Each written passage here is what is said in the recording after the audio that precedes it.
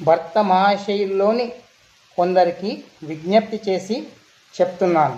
ఒరే, మీరు ఒక భార్యను చేసుకొని హాయిగా కాపురం చేయమని చెబితే బోర్ కొట్టేసిందని మరో కన్నెపిల్ల వెంట పడితే ఆ విషయం నీ భార్యకు తెలిసి సీసీ కెమెరాల్లో చూసి నిన్ను రెడ్ హ్యాండెడ్గా పట్టుకొని ఆమె కోర్టుకెక్కితే నీ గతి ఏమవుతుందో తెలుసా?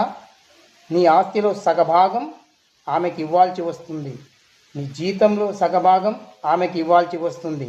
ఇక ఆమె హాయిగా మరో పెళ్ళి చేసుకుంటుందిరా ఫూల్. అందుకే నేను చెప్పినట్లు ఒక్క భార్యతోనే 100 ఏళ్ళు కాపురం చేయండి. అర్థమయ్యిందా? అదే మీకు క్షేమదాయకంగా ఉంటుంది. మరి భర్త మహాశయులకు విజ్ఞప్తి చేసి చెప్తున్నాను. నా మాట